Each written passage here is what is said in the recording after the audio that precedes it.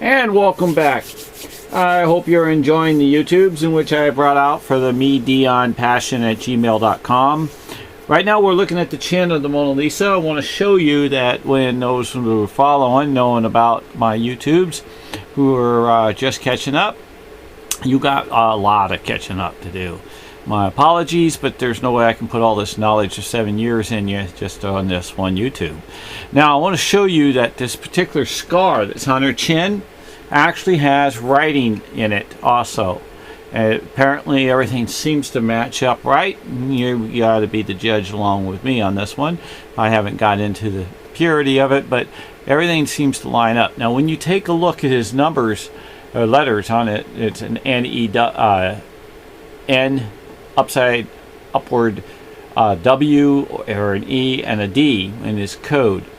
And if you actually lay it right across in here, you can see how she lines up into this area.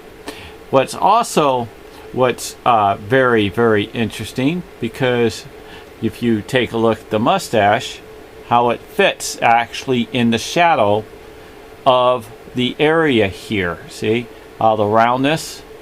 And he also does it at the nose. So if you were to slide down the nose and lay it up there, you would see that the image is the same. So we're gonna move this here, and you can see how the round image fits into the nose area too.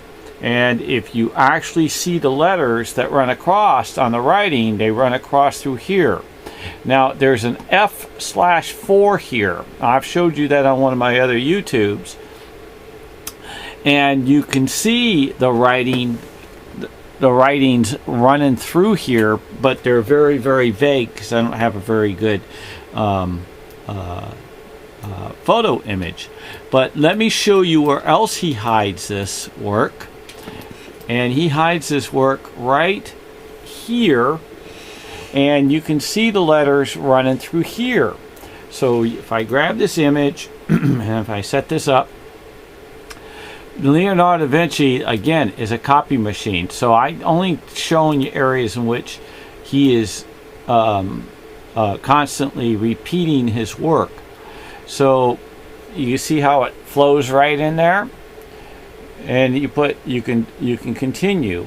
And the reason why you'll see the letters change is because he keeps continuing. So if I take that, flip it down one notch, and I put it back, it matches right there.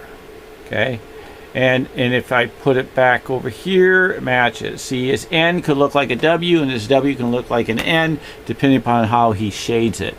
But also, if you take a look at this black mustache with the little type snail type deal, you can see how it protrudes the snail into this area of some kind of a dog. And there it is. You can see, now watch, it's right here, and I'm going to aim this right into there, and you're going to see, okay, you're going to see when I put it back in there for you a little, you can also see the outline of a horse. Now he was heavy with the horse, but let me just get this back up in here real quick for you. Okay, and you can see when I pull it down, there's the ears. Okay, see the ears? And I pull it back down, and you can see the ears. You can barely see it. You can actually see when these little dots of eyes, there's eyes here, and then they just keep moving. Then there's all kinds of dots. He lets you know that they move across. And these dots of eyes are right in here. I. So he makes his works move across like a TV. Okay?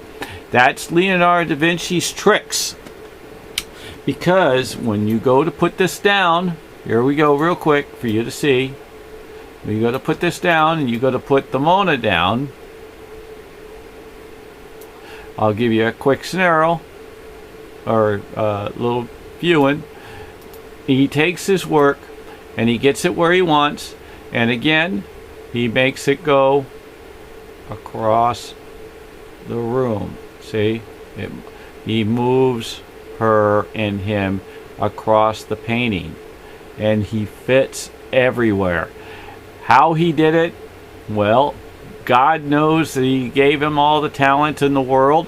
My father, being a television repairman, he's talked about flip books before TVs. We've talked about it all my life. I was working on television since I was like 5 years old with him. And everybody says, how could you do that? Well, you know, you start from the mailroom in a sense. What do? Go work for my father, Don's TV. Do I know how to do tubes? No. But I knew how to watch cartoons, and when the mailman came in, I went and told my dad, hey, Dad! Hey, the mailman's here! That was my beginning of the first job working in the television business.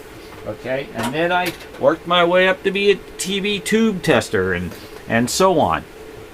And then life occurs, and the passing of my father happens when you get older, and you got your memories, and you got your teachings, and you got your heart, and you got your mind, and you got your passion. And I've got a book called Passion of Love. It goes endless. Please, I want you to keep up the good work on your viewing. I want you to keep up on the sense of all the good comments and the subscription. Any financial support you can throw my way would be a blessing too. And so I leave you with this, my friends. God bless the whole world, the universe, and the heavens, and you have a magnificent, wonderful, safe, healthy life. Amen.